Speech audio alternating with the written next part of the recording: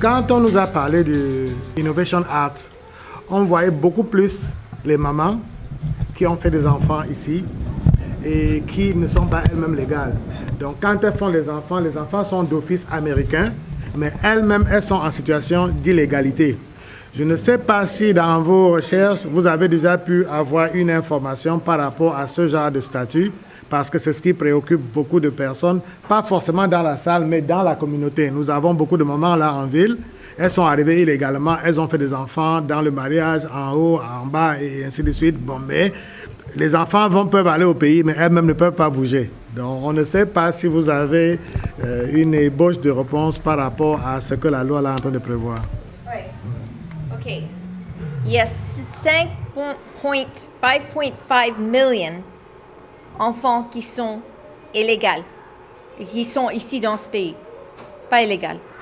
De ça, 4,5 millions sont des US citizens, des enfants. Il y a presque 500 000 personnes, plus que jamais dans le pays, personnes ont été déportées. Des gens qui ont été déportés, 1 sur 5 avaient des enfants américains. Qu'est-ce que ça veut dire? Avoir un enfant américain ne protège pas la personne du tout. Ça n'a aucun effet sur la maman et le papa. Parce que beaucoup d'enfants, et il y a plus que 1000 enfants, ont déjà eu un de leurs parents déporté. OK? Comment on peut surmonter ça? Bon, une des choses que la loi va essayer de faire, c'est donner plus de discrétion aux juges. Par exemple, le premier cas où je vous ai dit, la dame qui avait l'enfant, qui avait le Down syndrome, et son mari était seulement ici 8 ans. Même si c'était elle aurait été déportée normalement. Mais ceci dirait que peut-être le juge peut fermer le cas, même si le gouvernement ne veut pas, attendre 2 ans et rouvrir le cas. Parce qu'il y a un relief pour les gens qui ont des enfants américains. Ça s'appelle cancellation of removal. Tu peux seulement obtenir cela d'un juge. Tu ne peux pas obtenir cela de l'immigration. L'immigration n'a pas ça. C'est juste le juge qui peut donner ça. Et normalement, si on a des enfants qui sont en santé, et d'ailleurs, quand un client vient me voir, je dis toujours, c'est ma première question, quand il demande ces questions-là que vous venez de demander, je dis, quelle est la santé de ton mari et tes enfants? Ah, ici, ils me disent, mais ma femme est en bonne santé, mes enfants sont en bonne santé. Ils voient ma figure qui dit, oh. Et ils se disent, mais qu'est-ce qui ne va pas avec celle-là? Pourquoi elle dit, oh? Mais c'est parce que si les enfants sont malades, on peut faire beaucoup plus avec. Même s'ils ont l'asthme ou une allergie, même ça peut aider. Alors, l'autre chose que vous pouvez faire, si vous mariez quelqu'un qui est un Américain, le step-parent peut appliquer pour l'enfant, si l'enfant n'est pas légal. Mais juste avoir un enfant qui est américain et être la maman ou papa de cet enfant, ça n'aide pas du tout. Jusqu'à l'enfant à 21 ans. Parce que l'enfant ne peut rien faire pour les parents. Parce que et le plus petit que l'enfant est, l'immigration dit, on s'en fout. L'enfant est petit. Ramenez l'enfant. On appelle ça anchor babies. Vous avez entendu le terme anchor babies? Ça, c'est ce que les gens au Congrès appellent les enfants qui sont nés ici, mais de gens qui sont illégaux ou de gens qui ne sont pas permis de rester ici. Alors, ça répond à la question un peu? Oui, il faut répondre à la question. Bon, je crois que la réponse que les gens peuvent noter là-dedans, c'est qu'on devrait plutôt profiter de la situation, de l'état de santé de l'enfant dans cette situation-là. Donc, c'est-à-dire trouver moyen, je ne sais pas, à la camerounaise, de justifier qu'en rentrant, l'enfant là va mourir parce que son état de santé n'est pas très bon, quoi. C'est ce que j'ai cru entendre dans la réponse de maître, bon, informellement, quoi. Okay. D'accord, c'est ça. Oui, ma question porte sur le Dream Act. On sait que l'immigration relève de la compétence du gouvernement fédéral, mais j'étais un peu surpris. I was a little bit taken aback quand on nous a dit l'année dernière que Maryland avait cette question dans le vote. Donc j'étais un peu surpris. Je n'ai pas très bien compris. L'immigration relève la compétence du gouvernement fédéral. Et du coup, quand on va voter, on nous dit, écoutez, il y a le Dream Act dans le Maryland. Est-ce que vous pouvez m'expliquer encore ça? Oui, oui. OK, so that's called federal preemption. Je ne sais pas comment on dit ça en français, mais je vais vous donner un autre exemple peut-être qui va expliquer ça. Bon, le grand sujet qui est maintenant dans les Supreme Court cases, c'est le same-sex marriage, oui? OK, same-sex marriage, c'est légal dans 9 États aux États-Unis. Dans 13 pays, d'autres pays. Mais ce n'est pas légal ici aux États-Unis. Même que c'est légal en Maryland, c'est légal à D.C. I've forgotten what the other states are, but California, I think, kicked it out. But il y a au moins 9 États qui ont cette loi. Alors, qu'est-ce qu'il faut faire dans une situation comme ça où le Maryland dit oui, mais le federal government dit non? Ça, c'est la Arizona situation. Arizona, vous vous rappelez, là où il y avait toutes ces discussions, ils disaient « Ah, si tu n'as pas ta carte avec toi, tu peux t'arrêter et on va te arrêter pour probable cause. » Alors, même si tu parais être étranger, ça pourrait lead to racial profiling. Hein? Mais c'est la même chose. C'est vraiment la même chose. Ce qui se passe, c'est les Republicans veulent plus de federal government et contrôle. Plus les États ont le contrôle, les démocrates veulent que le federal government a contrôle. Bon, c'est ça un peu le problème, parce que si un État dit que c'est OK et le gouvernement fédéral ne dit non, on n'aboutit à rien, parce que tu as le Dream Act qui est presque passé à Maryland, mais ça ne compte pour rien vraiment, parce que c'est pas fédéralement impliqué. Alors, c'est pas vraiment quelque chose que nous, on peut faire quelque chose sur ça. C'est simplement que les Américains qui doivent faire plainte au Congrès et tout ça et faire leur voix connue, qu'ils veulent un changement, que l'immigration doit changer, que les choses doivent changer pour beaucoup de raisons. Les visas sont surchargés, il n'y a pas d'assez de visas, il n'y a pas de visas pour certaines sortes de personnes. Il n'y a pas moyen d'obtenir une carte verte. Tu peux travailler dans ce pays, avoir un approved labor cert, ou PERM, et tu peux attendre 5 ans. Comment tu vas rester in status pour 5 ans? Disons que ton employeur, il n'a pas assez de job et il te comment on dit ça? Il te renvoie. Ou tu es périmé. Comment tu vas rester ici? Et tu vas retourner au pays et l'employeur va tenir le job pour toi? Je ne crois pas. Hein? Ça n'arrive pas comme ça. Mais je voudrais parler à la suite de sa question. Effectivement, pour cette loi qui passe dans un État, mais qui ne passe pas sur le plan fédéral. Bon, nous vivons pour la plupart dans le Maryland. Est-ce qu'une loi comme celle-là, qui est presque passée dans l'État, peut protéger le résident dans l'État? C'est-à-dire, par exemple, si on a un problème au niveau de l'État et qu'on est dans cette situation-là, on peut, la police et autres peut ne pas nous déranger. Parce que sur le plan fédéral, on peut facilement être déporté. Mais le Dream Act n'applique seulement aux jeunes, hein? Oui, aux jeunes, je comprends. OK. Tu parles des jeunes, alors? Des jeunes. OK. Donc, si on a Bon. un jeune... La réalité est que si tu as un jeune qui est Dream Act eligible, ils ne vont pas déporter cette personne. Ça crée trop de médias. Okay. Et tu vas au newspaper, tu vas au local journal et ils t'écrivent une histoire. Et puis, c'est comme ça qu'ils ont arrêté, ils ont fait le DACA, parce que ça faisait... Personne ne veut qu'un enfant qui fait bien à l'école, qui n'a pas de problème criminel, qui est un étudiant exemplaire, personne ne veut voir quelqu'un comme ça déporté. Un enfant qui a vécu ici peut-être depuis l'âge de 2 ans, ou plus, ou même qui est ici depuis des années. Alors, la réalité, c'est que normalement, si tu as un avocat, si tu n'as pas d'avocat, ils vont déporter cette personne. Mais si tu as un avocat qui connaît les gens à ICE et tout ça, comme moi, la première chose que je ferais, j'appellerais les ICE officers, je dirais, non, ça ne va pas arriver, tu ne vas pas déporter cette personne. Parce que sinon, moi, je fais ceci. Alors, ça dépend si quelqu'un... J'ai une copine qui est avocate, elle vient de me raconter aujourd'hui d'ailleurs cette histoire. Elle a dit qu'il y avait un jeune qui il avait été déporté, il ne savait même pas qu'il avait été déporté. Parce qu'il n'avait jamais reçu les nouvelles. Il était en prison comme ça pour 2 ans. Et son avocat avait fait une motion de rouvrir. Personne n'avait essayé de le sortir. Alors elle a dit au ICE officer, mais sortez-le, c'est un juvenile. Et l'officier a dit, bon, d'accord. Elle a dit, mais pourquoi vous n'avez pas fait ça auparavant? Parce que son avocat ne m'a pas demandé.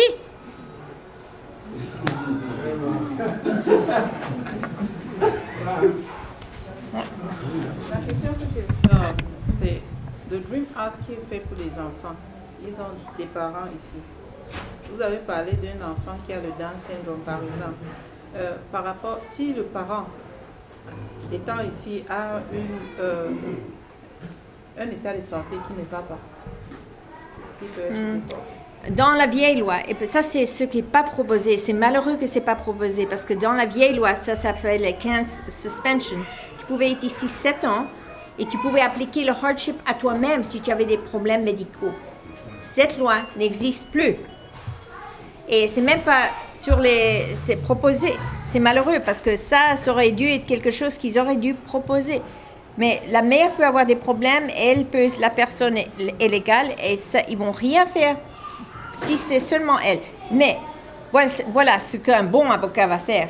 Un bon avocat va détailler tous les problèmes de la mère, montrer que le père ne peut pas prendre soin de l'enfant ou de quoi que ce soit et que la mère, si elle retourne, va mourir ou quoi que ce soit. Et un avocat va créer une sympathie comme ça. Il va négocier. C'est ce que je ferais moi. Je négocie avec le gouvernement pour essayer qu'ils viennent. Ils disent d'accord, je viens de faire ça sur un autre cas où j'ai dit au gouvernement tu dois accorder ce cas. Et parce qu'il y a beaucoup de facteurs sympathiques comme ça. Et puis, je connais le gouvernement, l'avocat, elle m'a dit, oui, je suis d'accord. Mais normalement, ça dépend de l'avocat. Hein. Ça dépend comment tu connais les gens. Et comme avocat d'immigration, on peut faire la loi n'importe où. On a des cas, we have cases in Texas, right? In Houston and Dallas, we have cases in Detroit and some other states. So we do Philadelphia, we do cases everywhere. But obviously, I know the people much better. We know the people much better in this area, Maryland, Virginia, D.C., because we deal with them every day. You know, that's what we do every day. So both of us. That's why you have a huge number of people, especially immigrants. Right. It is easier to have a good number of people. Right. Je voulais un peu parler du futur. De quoi? Le futur. Nous savons qu'il y a au niveau du Congrès, on parlait du débat, on fait la loi d'immigration, peut-être que c'est pas des séries qui arrivent. Pensez qu'il y a une chance que ça passe. Do we think the law is going to pass next week?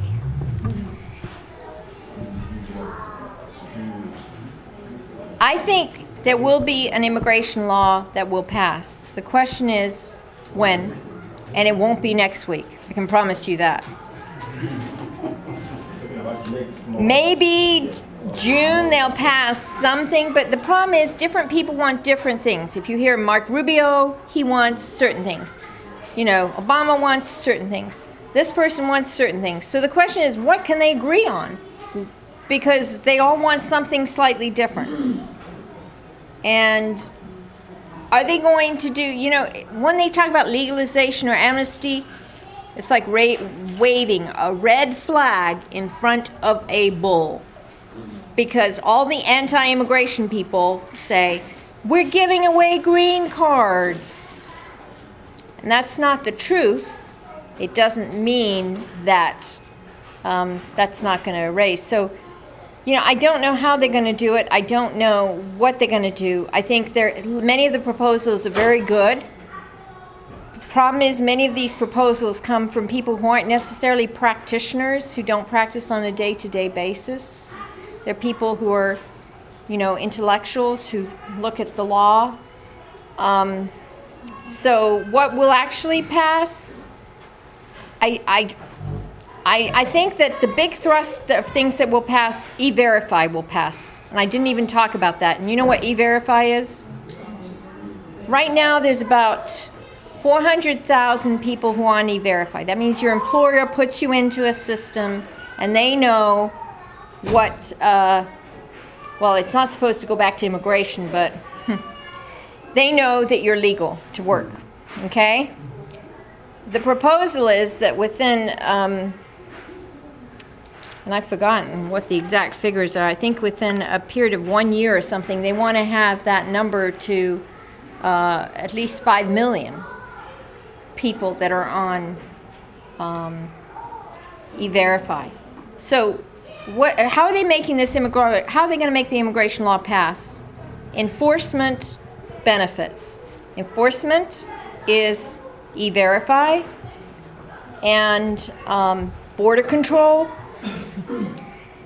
Benefits are the things we talked about today. So what will pass? Something has to pass. I mean, everybody realizes 11 million de personnes qui sont illégales ici. Ils doivent faire quelque chose. Qu'est-ce qu'ils vont faire? Quelque chose probablement qui aide les gens qui ont des diplômes comme le STEM, le scientific, le H1Bs, parce qu'ils pensent qu'ils veulent aider les gens qui ont des diplômes universitaires. Est-ce qu'ils vont aider les autres, le amnesty, le legalization? Je pense qu'ils vont faire quelque chose comme ceci. Ça, c'est mon opinion. Je vais écrire un article sur ceci d'ailleurs. Je pense qu'ils vont dire, bon, si tu es ici depuis telle et telle date, tu as payé tes taxes toutes ces années, tu n'as pas de crime, et tu montres que tu as un bénéfice à la communauté, que on va faire ça plus facile que tu dois avoir un enfant presque qui va mourir, ou ton mari qui va presque mourir. Je pense qu'ils vont faire quelque chose comme ça, qui donne une carte verte, un bénéfice comme ça aux gens qui ont certains points. Ces choses, quand ils parlent à la télévision, ils disent « Immigration, go to the back of the line ». Qu'est-ce que ça veut dire? Personne n'a aucune idée de ce que ça veut dire. Même nous qui font ça tous les jours, on se dit « Mais qu'est-ce qu'ils veulent dire par ça ?» Il y a des gens qui sont déjà au back of the line, ils attendent pour 10 ans, 20 ans. Tu vas les faire attendre encore plus que ça? Non, je pense pas.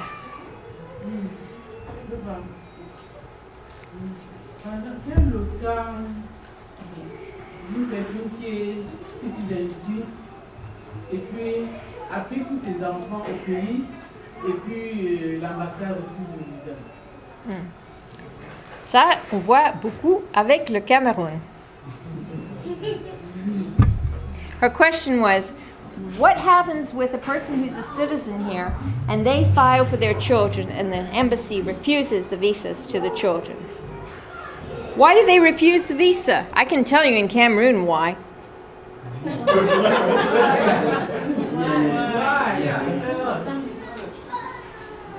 Because Cameroonians traditionally have claimed everybody and their brothers to be their children.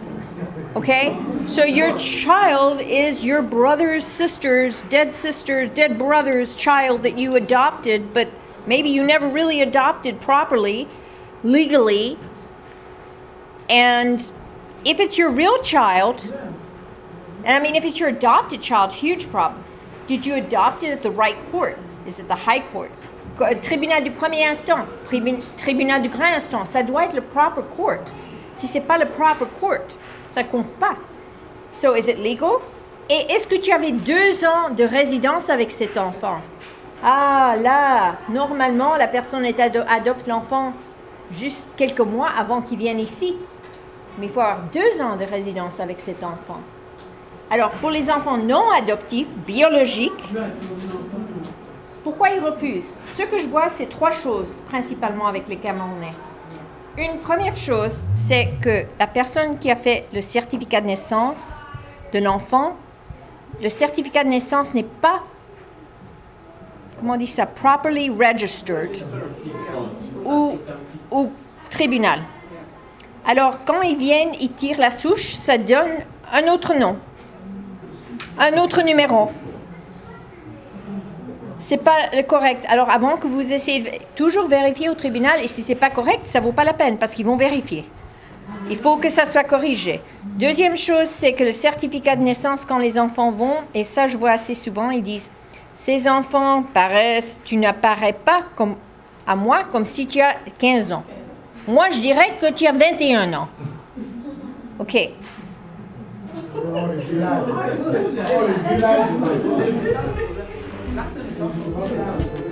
Et ça, c'est probablement parce que le certificat de naissance du nouveau est questionnable ou bien il parle à l'enfant et l'enfant dit, ils disent, ah, tu étais dans quel grade et où est-ce que tu allais à l'école? Est-ce que ta maman, qu'est-ce qu'elle faisait ta maman? Ah, ta maman, quand est-ce qu'elle est partie? Et pourquoi elle est partie? Ah, elle n'avait pas de problème. C'est drôle, moi je vois qu'elle a demandé l'asile. Alors, voilà, il faut être préparé, il ne faut pas simplement dire « Ah, l'enfant va aller obtenir ». Parce que l'enfant, ils vont questionner l'enfant. OK? Ce que je ne comprends pas avec le Dream Act dont ils sont en train de dire, en même temps, ils disent que les parents des enfants, de ces enfants-là, doivent avoir prouvé qu'ils ont travaillé les tasses. Comment est-ce que tu vas travailler et avoir les tasses alors que déjà tu n'as même pas le papier pour le droit de travailler? Et la deuxième chose, c'est est-ce qu'on a le droit, parce qu'ils disent que c'est des enfants américains, on a le droit comme parents, si on est en déportation, de partir avec notre enfant? C'est ce que vous voulez savoir. Okay, so the question was, if you have a child who's been deported, if you've been deported, do you have the right to take your child with you when you are deported? The answer is yes. They would love you to take your child with you. Your second question was, your first question was, if you have a child who is The question was about taxes. okay, how do you pay your taxes if you're not authorized to work?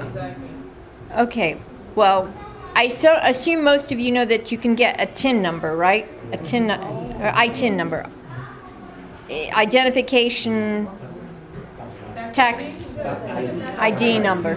Okay, and if you get that, you can put that on your taxes, and you can use that instead of a social security number if you don't have a social security number.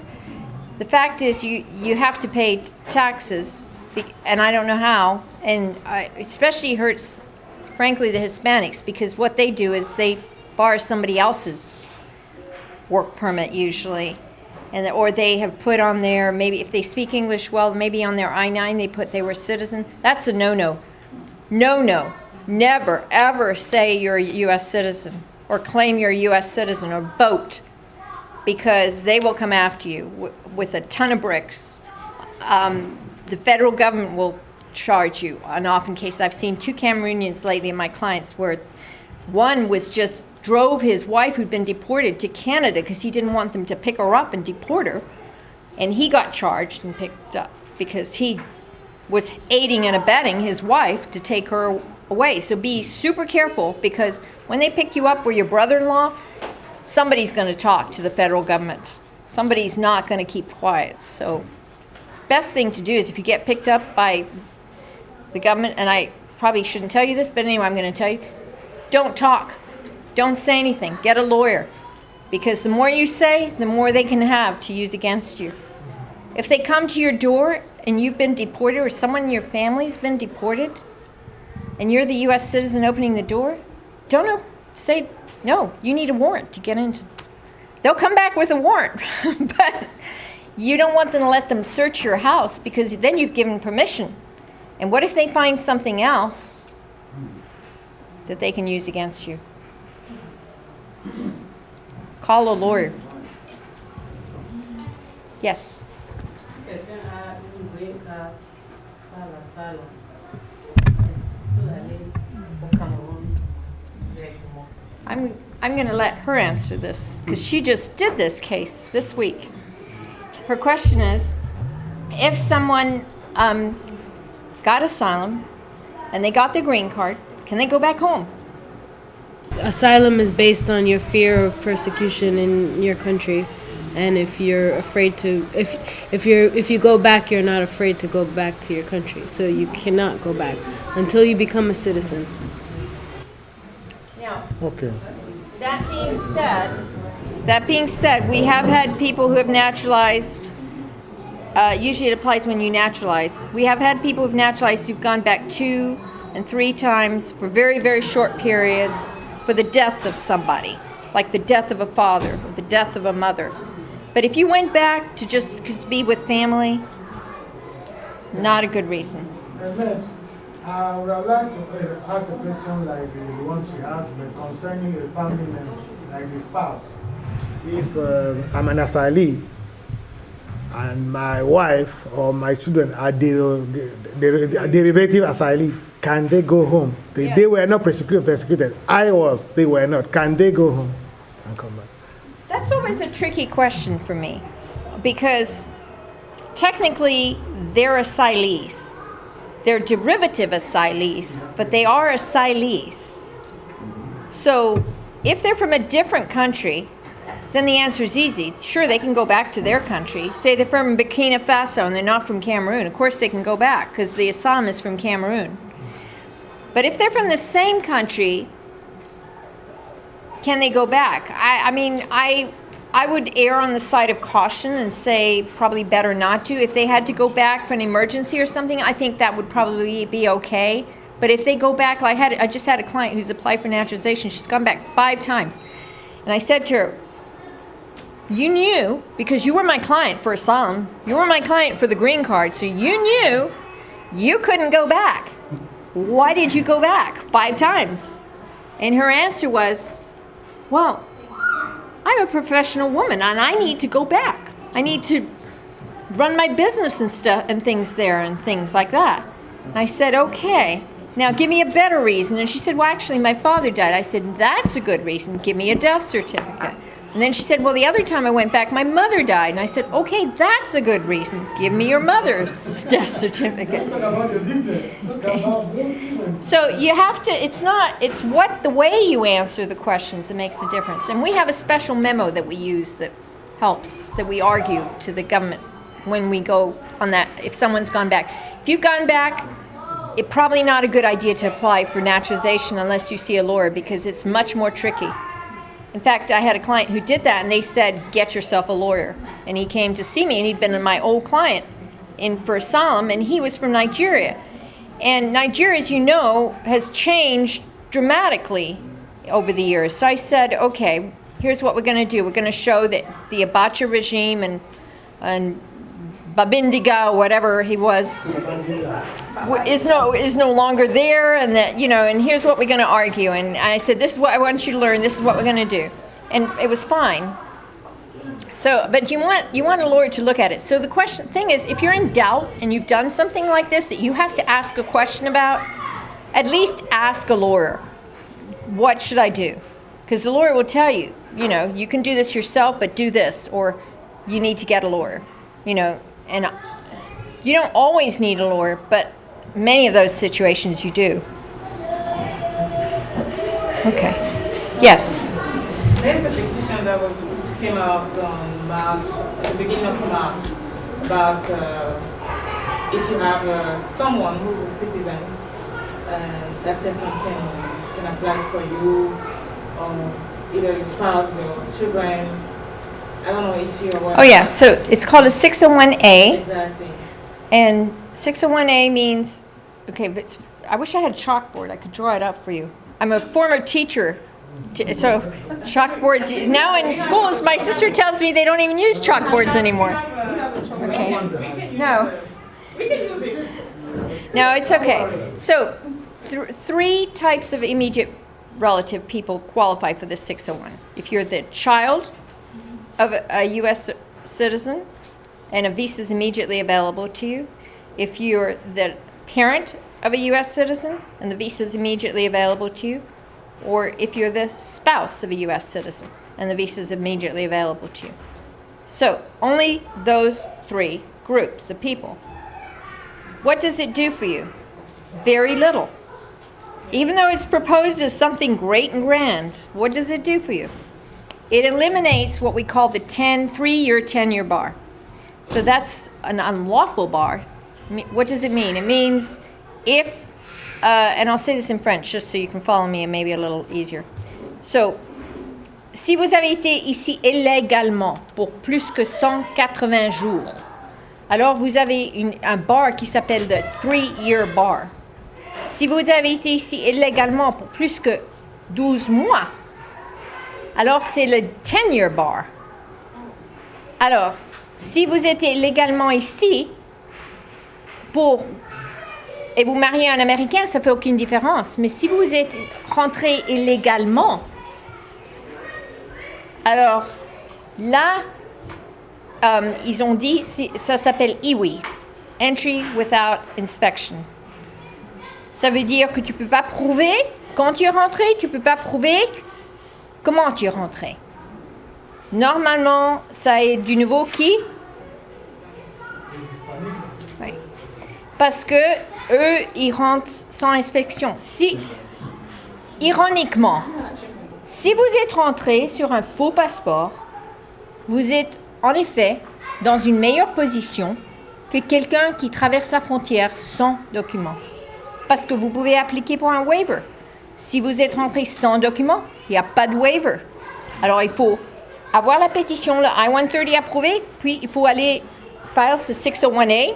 Une fois que ça c'est approuvé, tu peux retourner dans ton pays et tu espères que le consulat dit « Ah, ça va, on te pardonne que tu as fait ceci, tu peux venir, tu peux avoir ta carte verte. » OK. J'aimerais poser une question à deux volets. Le premier, c'est si c'est difficile d'avoir les papiers pour ceux qui n'ont pas, vu que la loi, c'est un peu plus pour les Spanish. Comment est-ce que ceux qui ne peuvent pas les avoir peuvent au moins éviter d'être déportés facilement? Genre, les conduits à tenir pour au moins rester en espérant un jour une situation de mariage, autre situation, au moins pour ne pas brûler toutes les chances. La deuxième question, c'est le genre de visa des intellectuels. Est-ce que ça peut être défini bac plus combien d'années et comment ça se passe pour que certains soient un peu plus informés? Je ne comprends pas la deuxième question exactement. La deuxième question, c'est les intellectuels, les ingénieurs, scientifiques. Est-ce qu'il faut avoir une licence trouvée ici ou dans son pays? Et comment ça se passe pour avoir les papiers de travail avec ce genre de profession, quoi? Ah oui, okay, so the STEM question, first of all. So, if you have a diploma in science, technology, engineering, math, doesn't matter if you got it here or if you got it back home. As long as you have a job offer, the job they extend your 17 months, then you can find a job with another company if you want, who will do what's called a PERM. A PERM is the employer sponsors you in effect. So the employer is sponsoring you for a job, and those people can get jobs. Yes. Does that answer your questions? Okay. The second situation, or the first situation that you mentioned was, and I don't want to give you the wrong impression that this new law is geared only to help Hispanics. Let me tell you, Africans are in a much better position right now to get green cards than the Hispanics. Because how many of you here have applied for asylum? Only 2? Seriously? 3, 4? Okay. And the rest of you just don't want to say, or maybe? Okay. But anyway, there's no asylum from Mexico, unless maybe you're homosexual or something. I mean, they can't get asylum. So they don't have a lot of things. And usually they get a lot of kids. But what happens is they usually live within their own communities. They don't learn English many times. Many of them are unskilled, so they're construction areas or farming areas. They have lots of kids, healthy kids. And so their kids will be advantaged, but not those people. So, I mean, something really did need to be done for the Hispanics because they were disadvantaged, and South Americans. They didn't really have much they could do except marry Americans or get employment visas. And if they came in illegally, they couldn't even marry Americans, which is a lot of them. So, you know, they were really more disadvantaged than people who, you know, came here on fraudulent passports. If you came on a fraudulent passport, be careful. Even if you have asylum, because green card is a different thing. Naturalization is a different thing. And when you go for naturalization, they will ask you about all those things. They can even pull. We have an Indian guy. They pulled his visa from 25 years ago that he applied for. And they said, on your visa, you said that you worked for such and such a company. And on your green card and on your H-1B, you never mentioned that company. And you also said you were married. You've said in all your papers here, you were never married. So, which is it? And he said, I lied. He said, I was never married, and I never worked for that company. But that's what my company in India wrote on my papers, and that's what they told me to do. Poor guy has been going through hell for the last couple of years, actually about 5 years till he came to me. And now we're trying to work it out so that he can get his green card, because he admitted everything at the interview when he went by himself. He just said yes. Even if he hadn't admitted, I mean, frankly, you know, that means they do go back and look. They do go back, and if you're an asylee, what have we found? Every case, they will ask you about your asylum. And if you had certain lawyers, who I won't mention, but certain lawyers whom you know who have had trouble, your case will be scrutinized and put on hold. Okay? Thank you so much.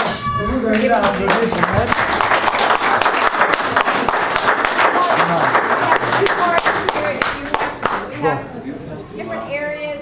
These are the French ones. I only brought a few, but it tells you other areas of law and other specialties. These are in English. Et comme je vous l'ai dit, Maître travaille avec nous depuis plusieurs années. Et à plusieurs occasions, nous avons eu à discuter avec Maître à certains autres milieux. Et je peux vous garantir que Maître reviendra ici si nous avons encore besoin d'elle.